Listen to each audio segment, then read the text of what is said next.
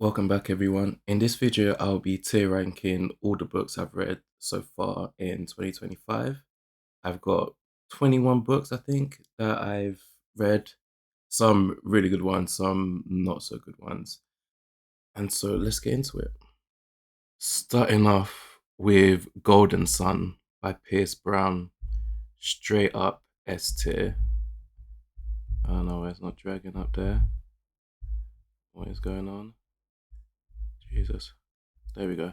Um, Crazy. I rated this a 96.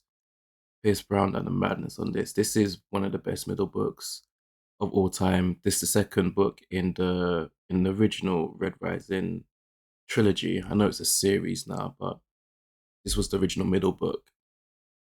So good. So good. The tension, it is extremely fast paced. If you're a fan of like sci-fi space opera, and even if you're not and you just want to try it, Red Rising series is great. Absolutely great. Can't recommend it enough. Next up, we've got The State of Africa, History of the Continent Since Independence by Martin Meredith. This is definitely S tier too. This is one of my favorite books ever, alongside Golden Sun. I rated this a 95, and for good reason too.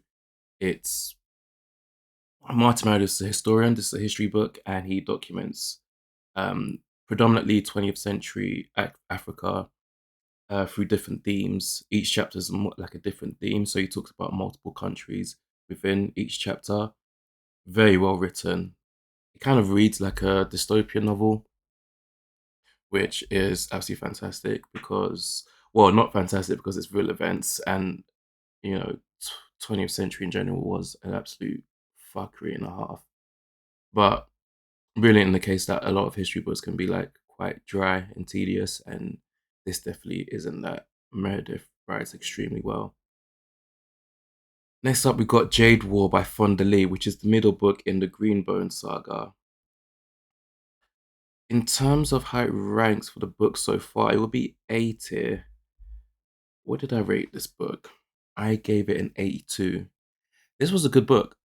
This was a very good book. I might change this rating. It might be because I rated Jade City, the first book in the Greenbone Saga trilogy. I rated that an 84. And I don't know, just sitting on it now, like I think Jade War is the better book. It might have to I might have to bump up the ratings, but for now, in terms of high tier ranks with the rest of the books I've read this year, A tier is definitely well deserved. Next, we have How Democracies Die: What History Reveals About Our Future by Stephen Levitsky and Daniel Ziblatt. That will probably be C tier, rated at 69. It's a decent enough book, very left leaning. I said in my, well, I've said previously that it should be recalled how conservatives make democracies die, because there's a lot about Trump, of course. There's just a lot about safeguarding, democracy and political establishments and their failings to safeguard it against extremist characters and extremist ideologies. So, but still a decent enough book. 69 is a pretty good rating. Next up, with a rating of 59, Our Kind of People Inside America's Black Upper Middle Class by Lawrence Otis Graham. That's a D tier. Um, Decent enough book, 59 rating, but kind of repetitive. It was eye opening in some cases because I don't know about the upper class like that, and especially not the black upper class. So it was a pretty cool book in terms of what the demographic it explores. Because we don't usually explore that demographic, right? So, pretty decent book. Next up, we got Battle Royale by Koshan Takami, which I rated a 90 and is definitely in the S tier. This is the OG Hunger Games. This was released in 99, but he wrote it in 96 as part of a competition. And in this book, we basically 42 kids, 15-year-olds, year olds that are in the same class. So we got 21 boys, 21 girls, are taken to an island, given weapons, and told that they have to kill each other, and only one of them can survive. And so we see through multiple POV chapters, short chapters as well, which is good. Even though this book is like 600 pages long, we get short, multiple POV chapters. Just the ethical dilemmas, the fear, the paranoia. There's so much paranoia in here. And the bloodshed. This is a bloody book, as you can tell from the cover. The cover illustrates what this book is about perfectly. This is the remastered 2014 version.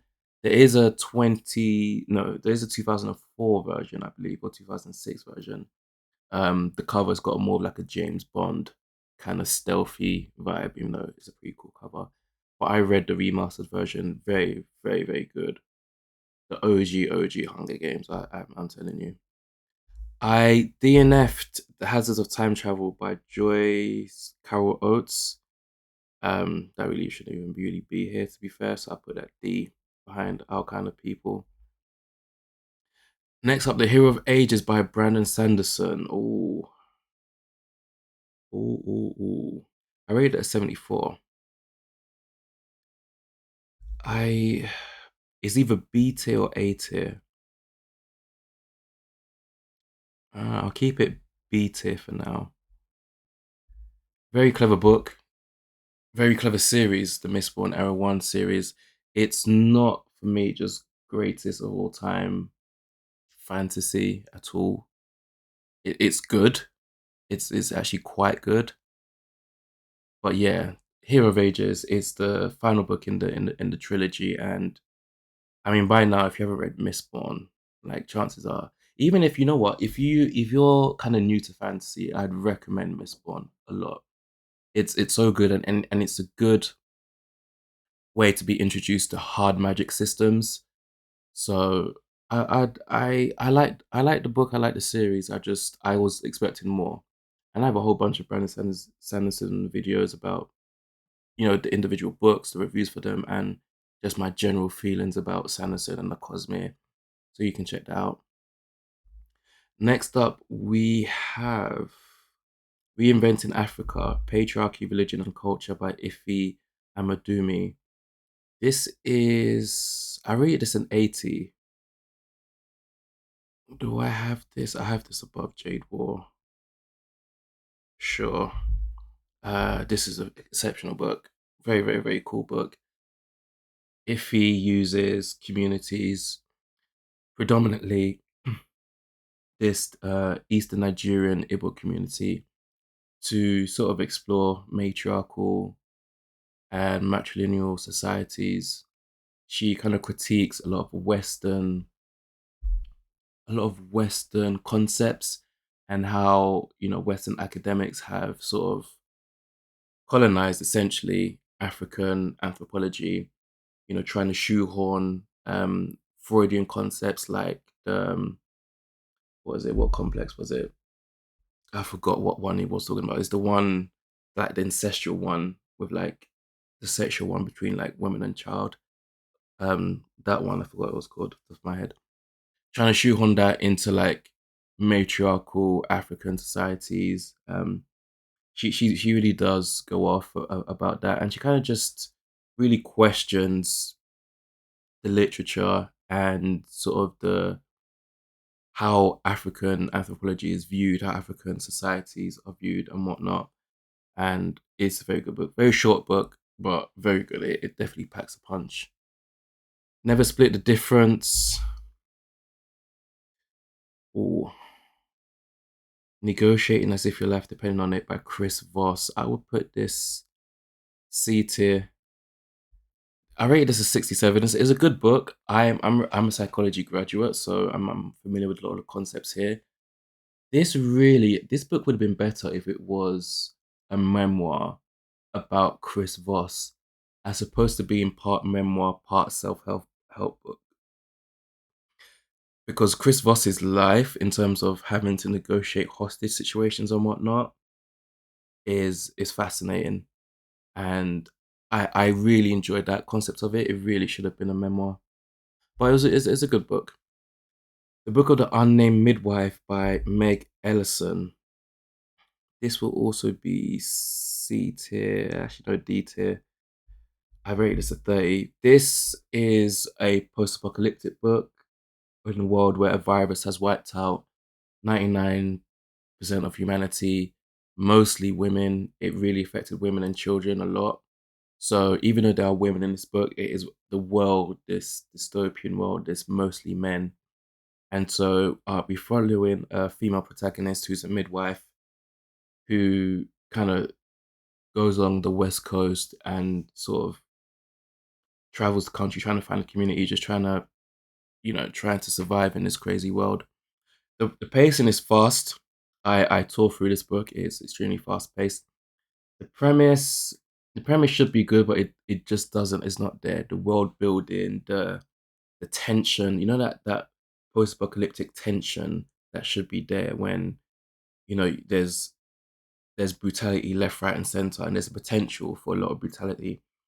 Meg Ellison doesn't capture that in her writing, and yeah. Plus, we got an unlikable protagonist, and having an unlikable protagonist, high risk, low reward strategy, and we get that here, which is unfortunate. Next up, sexism and God talk. Where should I put this one? Sexism got taught towards a feminist theology by Rosemary Radcliffe Ruther. I rate this at 84. This was a good book. This should be A tier. This was a surprising feminist theology book that I liked quite a bit. I really enjoyed the themes that she explored, and I really liked her writing. Um, it does seem that she's more of a I don't know how would I say this. She wants to go back to a time in Christianity where there was equality, and she mentioned that in around the second century, like there was that, especially in terms of women. So I don't know if that it makes her some sort of Christian. I don't know if that would be an Orthodox Christian. I doubt it, but she's some sort of Christian that she operates a very narrow lane, but she explores more the feminist side of things, which seemed a bit unnecessary, but it is what it is. It's a good book. It's a good book. I definitely recommend it. Stephen King, The Stand. I rated this a 43. Did not like this, but I mean, it was below average. But at the same time, I'd put it in the B tier. This, The Stand is a classic, rightfully so. Stephen King's writing particulars, I should say, his writing temperaments really retract from his crazy ideas, and his crazy ideas and his crazy concepts are usually elite, and I appreciate them. But he kind of sometimes just wallows a bit too much in the characters.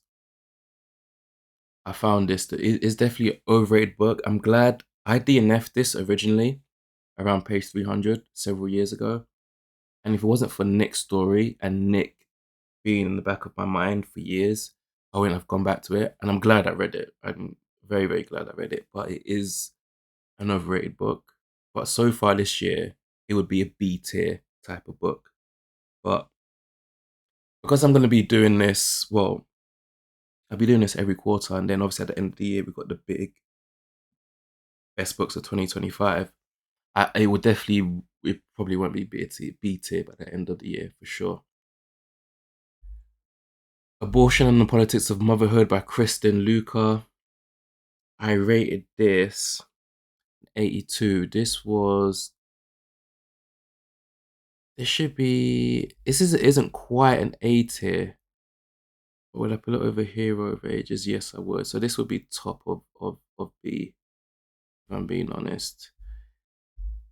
This book was released in the 80s or the 70s, and Kristen Luca kind of sees and explores both aisles of the abortion debate. So pro-life and pro-choice. It's a very good book.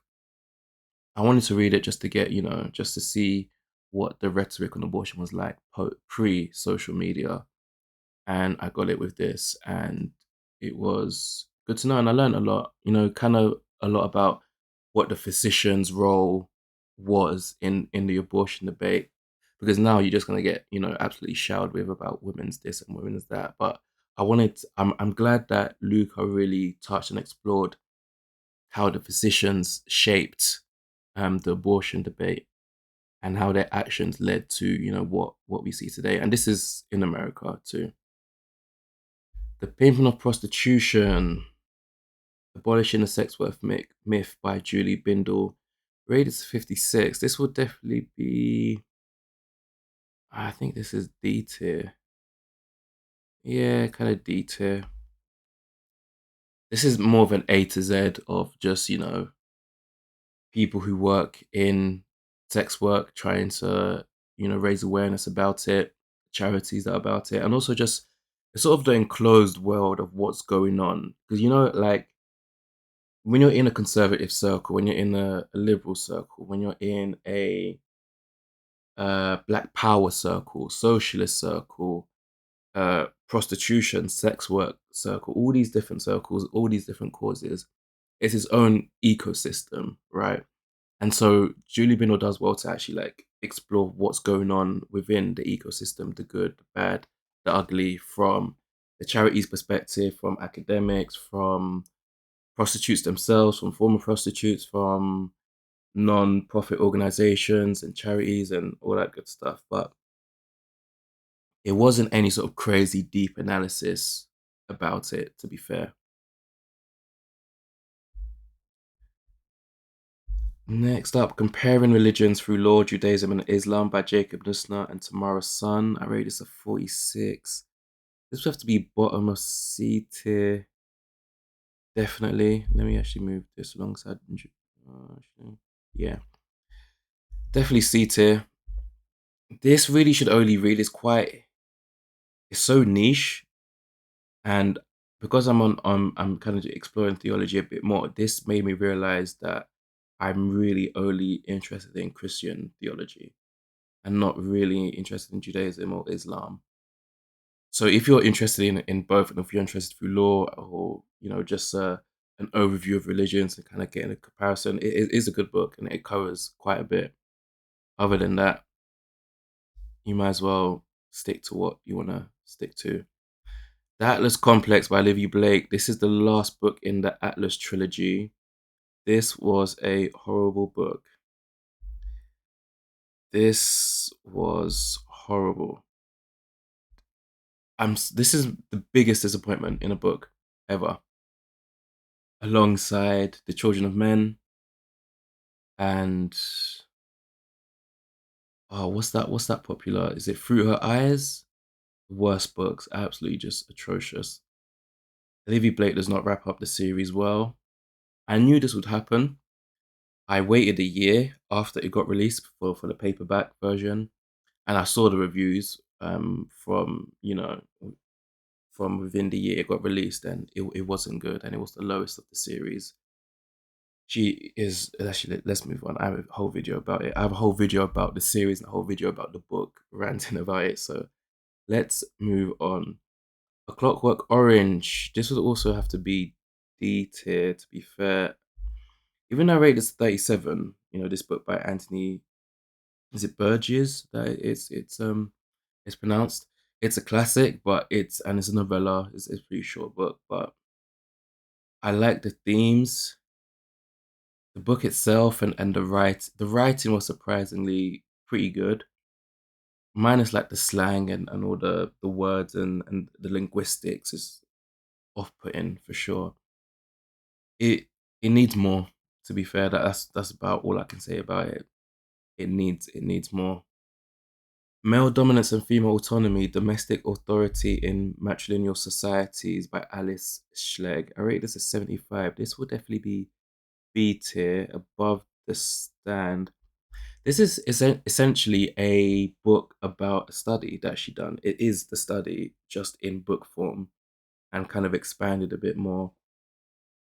And Alice Schlegel, she looks at numerous matrilineal societies from around the world and kind of codifies them on a spectrum between male dominance, like I mean husband dominance, to brother dominance, and then you've got the middle part, which is more where the female has more control. as opposed to the husband or the brother. And so yeah, she's looking at certain characteristics that are in these societies. It was a pretty decent book. I actually really liked it, but it I thought it would be like a whole encompassing thing, but it's not. It's about a particular study that she done. I believe this book came out in like in the 70s. So yeah, The Justice of Kings by Richard Swan, rated as 55. This is my most recent finish. How would I? This would be, I think here is C tier. This book is a decent enough murder mystery fantasy book that you're dealing with this soft magic system within this medieval setting. It kind of feels like Central Europe, Germany, France, kind of vibes right there. It's decent. We follow. This is told from a justice's clerk, so Helena, who's 19 at the time, but she's an older woman as she's kind of scribing her life.